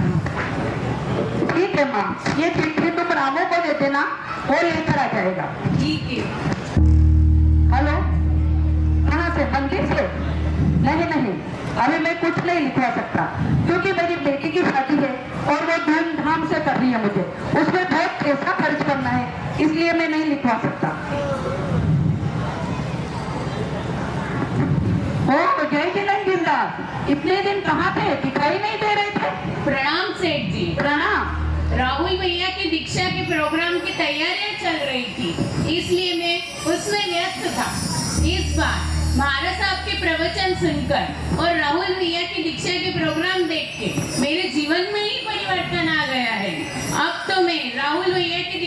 बाद मैं भी दीक्षा ग्रहण कर लूंगा। अरे तू इतना मजेदार संसार छोड़ के जा रहा है, इस तू कहीं पागल तो नहीं हो गया? इस संसार में ऐसा क्या है, ऐसा क्या दुख है जो तुझे दीक्षा लेने पे मजबूर कर रहा है?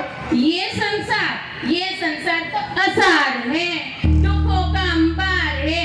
इस संसार में सब स्वार्थी हैं, इस संसार में कोई अपना नहीं है।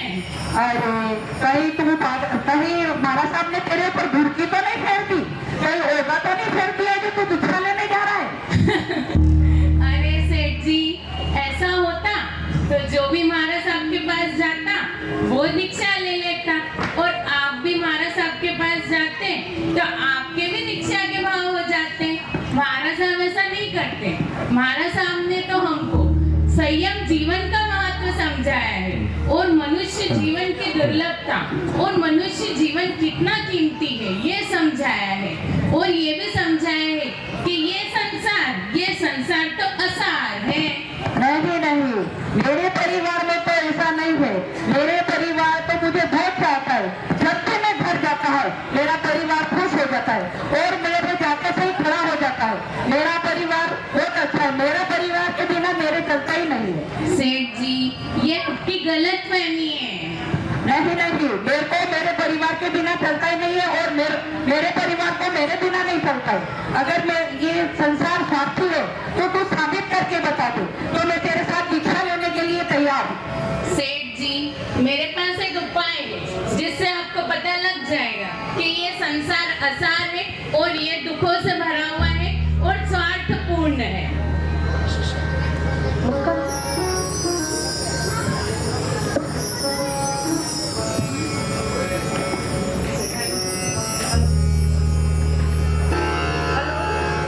हेलो, अयो रामा, अयो सेठ जी, क्या हो गया आपको?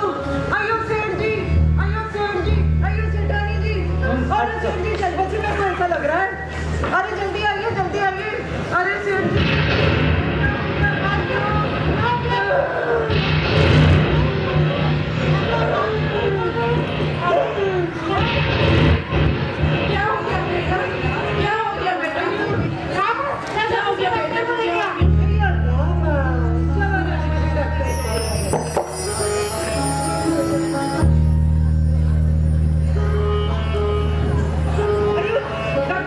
क्या हुआ रामू? हमारे सेठ जी बिल्कुल सीरियस है, जाने वाले हैं।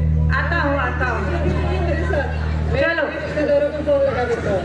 हेलो, हाँ प्रतापगढ़ वाले कांता बुआ जी, अरे हमारे सेठ जी जाने वाले हैं, अब जल्दी आइए, आप जल्दी आइए। हेलो, अरे हाँ, अरे डॉक्टर साहब रुको जरा, मेरे को सब रिश्तेदारों को फोन लगाने दो।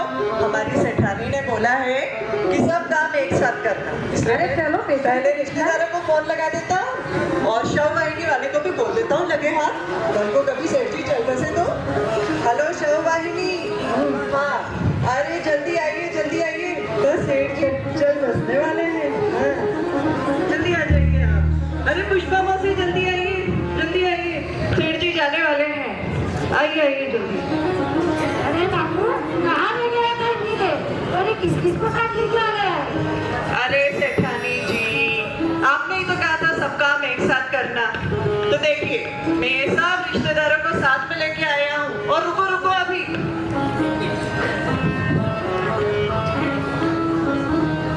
ये सब शव यात्रा के सामान भी मैं साथ लेके आया हूँ सेठानी जी। ये देखिए, नहीं हो सकता, अरे कभी कल को सेठ जी चल बसे तो सब तैयारी करनी पड़ती है ना। तबियत खराब है, देखो बाबू कैसे देखते बेटे को क्या हो गया?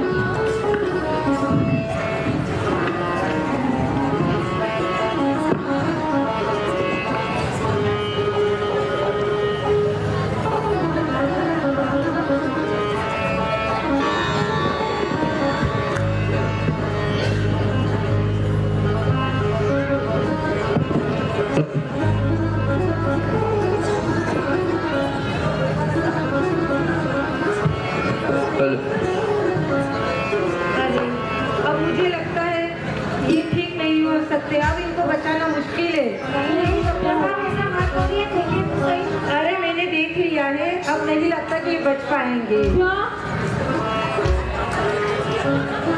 मैं चलता हूँ, मेरे पेशेंट वेट कर रहे हैं।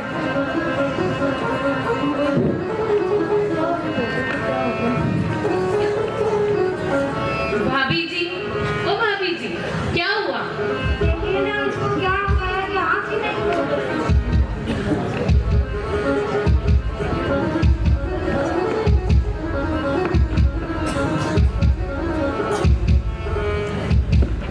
सुनिए भाभी जी, मेरे पास एक औषधि है जिससे ये ठीक हो सकते हैं। जल्दी बताइए। मेरे को एक कटोरी चाहिए। कटोरी लेके आ। अयो हाँ, अयो लो सेठानी जी, ये लो।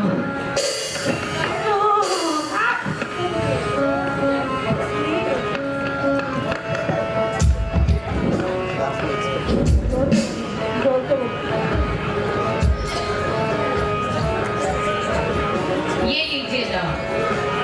अरे रुकिए रुकिए, ये दवा पेशेंट को नहीं पिलानी है, ये दवा आप में से किसी को पीनी है। अरे रुकिए रुकिए, पूरी शर्त तो सुनिए। ये दवा जो भी पिएगा वो मर जाएगा और सेठ जी जिंदा हो जाएंगे। क्या?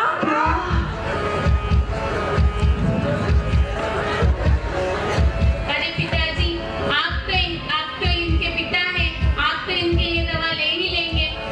नहीं नहीं बेटा, मेरा तो अभी ही बीमा उतरा है, मैं मरना नहीं चाहता हूँ, अभी मेरे मरने की उम्र नहीं। आप भी दवा किसी और को पिला दीजिए। बेटा, तू तो इनका प्रिय बेटा है और तेरे को तो तेरे पिताजी हमेशा बहुत पैसे देते हैं और तेरा हर ख्वाहिश पूरी करते हैं, तो तू तो अपने पिता के लिए दवाई पी ही लेगा। नहीं नहीं अंकल, अभी तो मेरे को जीना है, ऐश करने है, पार्टी करनी है, मैं अभी ये दवाई नहीं पी सकता। आप ये दवा किसी और को पिलाइए। माता जी, आप तो ये दवा पी ही लेंगी क्योंकि बेटा माता को अधिक प्रिय होता है। नहीं नहीं बेटा, मैं ये दवाई नहीं कैसे पी सकती? अगर मैं मर गई तो इसके पिताजी का ध्यान कौन रखेगा? इनको दवाई कौन देगा? ये दवाई किसी और को पिला दीजिए। बेटी, तू तो इनकी लाडली बेटी है, तू तो अपने पिता के लिए दवा पी ही लेगी क्योंकि पिता के लिए तो बेटी बहुत प्यारी होती है। नहीं नहीं, अभी तो मैंने सगाई पी है, मैं ये दवा नहीं पी सकती। मुझे अपने ससुराल का सुख भी देखना है, या की दवाई किसी और को पिलाती हूँ। भाभी जी, आप तो इनके लिए दवा पी ही लेंगी ना, क्योंकि पति तो प्राणों से अधिक प्रिय होता है, इसलिए आप तो इनके लिए दवा पी ही लेंगी। नहीं, ये दवाई मैं नहीं पी सकती। मुझे अगर मैंने ये दवाई पी ली तो मेरे बेटी का ध्यान कौन रखेगा? मेरे बेटी की शादी कौन करेगा? अभी तो मुझे मेरे पोती का मुंह भी देखना है। नहीं, ये दवाई मैं नहीं पी सकती। क्या आप सब में से ये दवा कोई पीना नहीं चाहता है? तो ये दवा मैं ही पी लेता हूँ।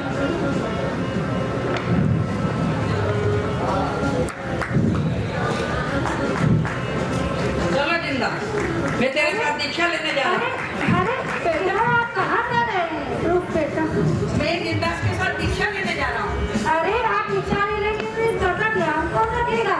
अरे देख लिया मैंने, ये संसार स्वार्थ से भरा है, ये परिवार अपना नहीं है, यहाँ कोई अपने नहीं है, और ये रिश्तेदार ये भी अपने नहीं है, और तो और पर ये शरीर भी अपना नहीं है, इसलिए मैं सब छोड़ के जिंदास के साथ दीक्षा लेने जा रहा हूँ। अयो रामा, अयो सेठ जी रुकिए, सेठ जी मैं भी आ रहा हूँ आपके साथ। अयो रामा, देखा आप लोगों ने, संसार की असारता को देखते हुए हमारे सेठ जी को आत्मबोध हो चुका है और हमारे राहुल भैया भी दीक्षा ग्रहण करने वाले हैं।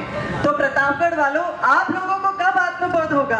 आप लोग कब जागेंगे कि बस ऐसे ही दीक्षा के प्रोग्राम में स्वामी वात्सल्य में जीतने के लिए और अपने दीक्षा के प्रोग्राम में मजे लेने के लिए आएंगे?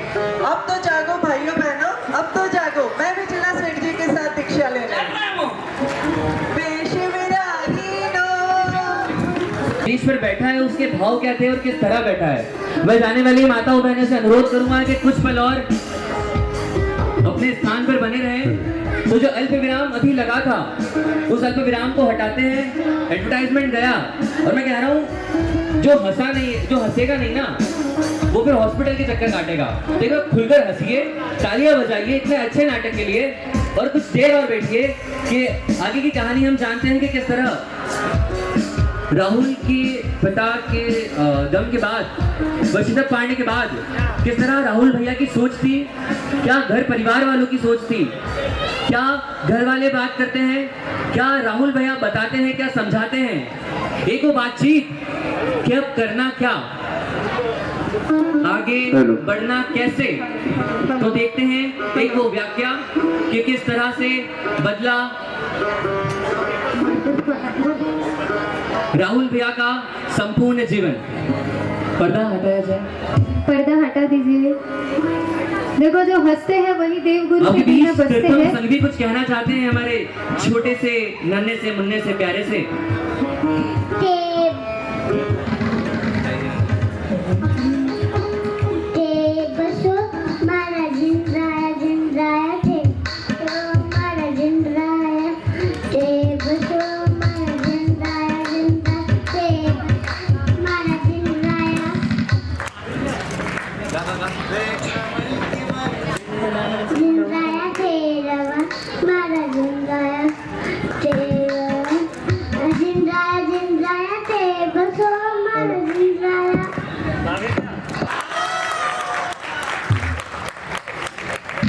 आज्ञा दे दो ना पापा, आज्ञा दे दो ना, आज्ञा दे दो ना ओ पापा, आज्ञा दे दो ना।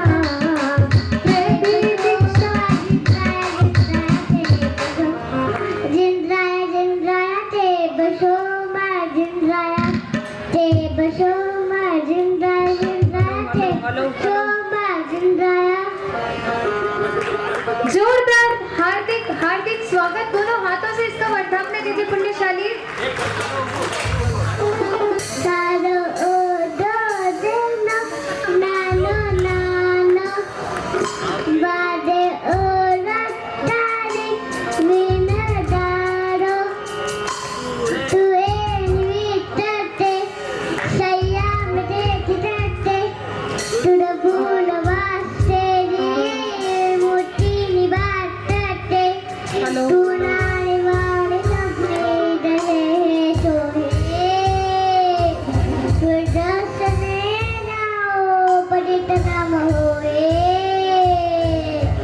संदोपी बाजे बाजे उवंदम दाजे दादनने तो दले आदम हेमा सभी मीठे मीठे तालियों के साथ रंदानी सैया नंदे रदा दबने नाच दबने तू रंदानी सैया नंदे।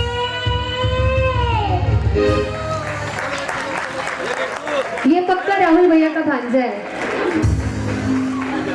मैंने तुझे व्हाट्सएप पर कुछ लड़की की फोटो भेजी थी, तूने देखी? दीदी मुझे टाइम नहीं मिला। अब समय निकाल। पापा के जाने के बाद घर कितना सूना हो गया है।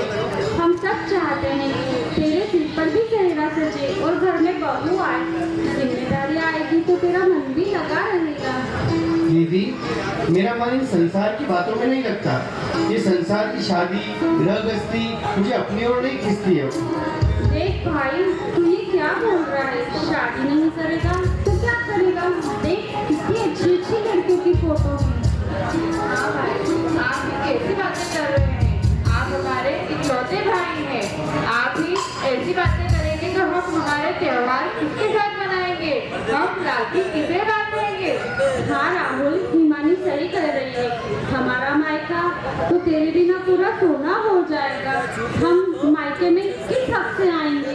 कम से कम नहीं हमारी बहनों का तो नहीं, मम्मी का तो सोच। हिमानी, प्रिया दीदी, मैं तुम दोनों का दर्द समझ रहा हूँ। और फिर मम्मी की बात है तो मम्मी की तो वैसे भी हाँ है। क्या मम्मी मान गई?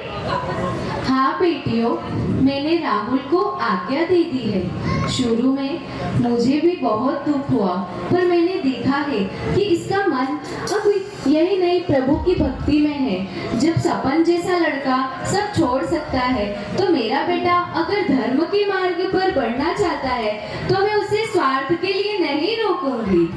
पर मम्मी, ये सब कुछ बहुत आसान थोड़ी है।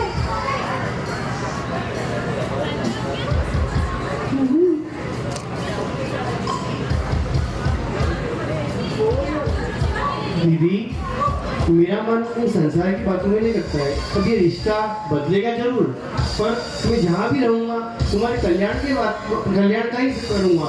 और मम्मी, अब मम्मी का रिश्ता आपका रिश्ता बदलेगा नहीं, और जहाँ भी रहूँगा तुम्हारे कल्याण का ही मार्ग करूँगा। मेरा लक्ष्य ये संसार नहीं बल्कि मोक्ष की ओर मेरा लक्ष्य है।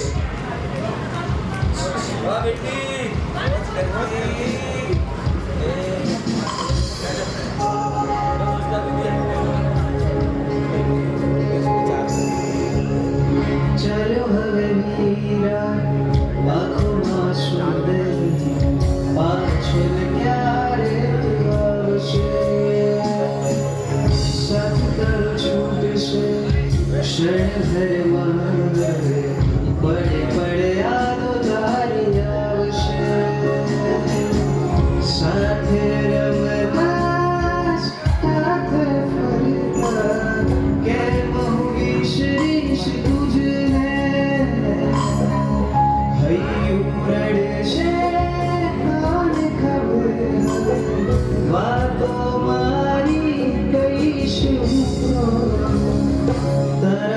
जिंदगी अधूरी हो बिना मना, तेरा बिना जिंदगी अधूरी।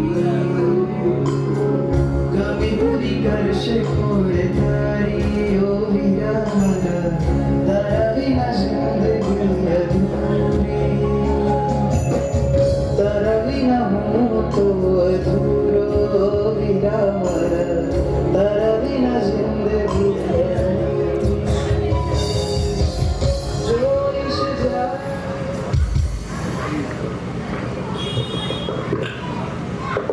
चलो, अब जब आज्ञा मिल गई है तो धूमधाम से गुरुदेव के पास अपन मुहूर्त लेने चलते हैं।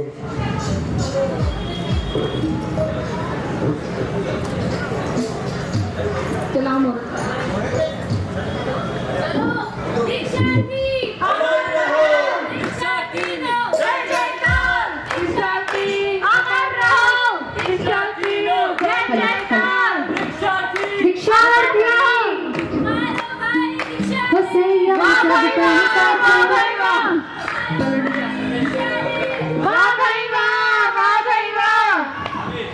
मारो भाईलो दीक्षा ले।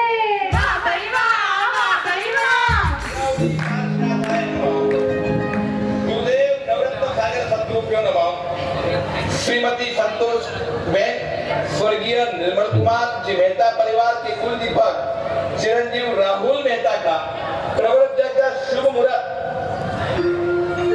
माघ सुदी छठ 24 जनवरी शनिवार के दिन 2026 के दिन प्रतापगढ़ नगर में इसकी दीक्षा का मुहूर्त यहाँ पर प्रदान किया जाएगा। दीक्षा प्रतापगढ़ में होगी। मधुरो लागो रे वीर पीवे, मधुरो लागो रे वीर पीवे, मधुरो लागो रे वीर पीवे, मधुरो लागो रे वीर पीवे।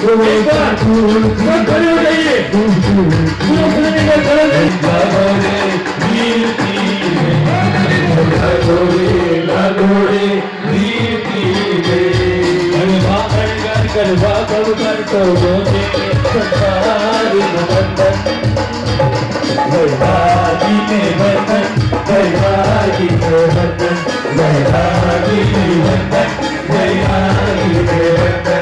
बनवा कर करवा बनवा कर करवा छोड़ो मेरे संसार बंधन, वैरागी में बंधन, वैरागी में बंधन, वैरागी में बंधन, वैरागी में बंधन।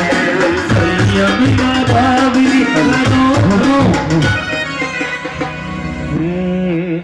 अरे राहुल भाई की दीक्षा आई, राहुल भाई की दीक्षा आई, बड़ा आनंद आया रे, आया रे, आया रे, आया रे। बड़े नगर वाला, सब बड़े नगरी वाला, का परिवार प्यारा, परिवार प्यारा, बड़े नगर वाला, बड़े नगर वाला, परिवार प्यारा, परिवार प्यारा। अरे हाथी लाया घोड़ा लाया, घोड़ा लाया, हाथी लाया घोड़ा लाया, हाथी लाया घोड़ा लाया, गाड़ी लाया रे, लाया रे, लाया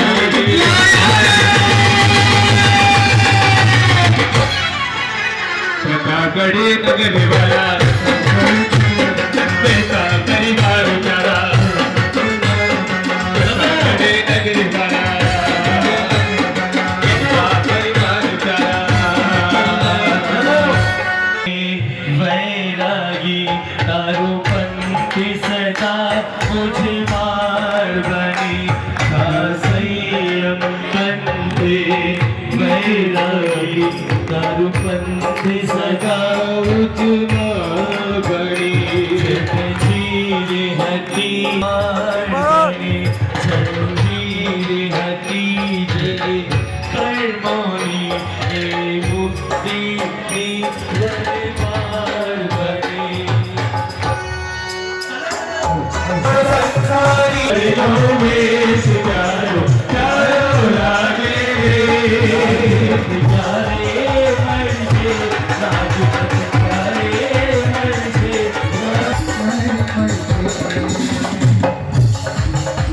जबगारी करे, वीर प्रभु वेशधरी संयम सरगारी करे, देवो करी साधु की बने लो, और सुनो हाथ ऊपर, जय जयकार करे, जय जयकार करे, जय जयकार करे, जय जयकार करे, जय जयकार करे, जय जयकार करे, जय जयकार करे, जय जयकार करे, जय जयकार करे, जय जयकार करे।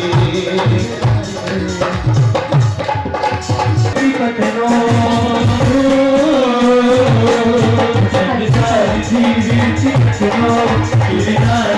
मूर्ति पतनो एक बस बस बस बरे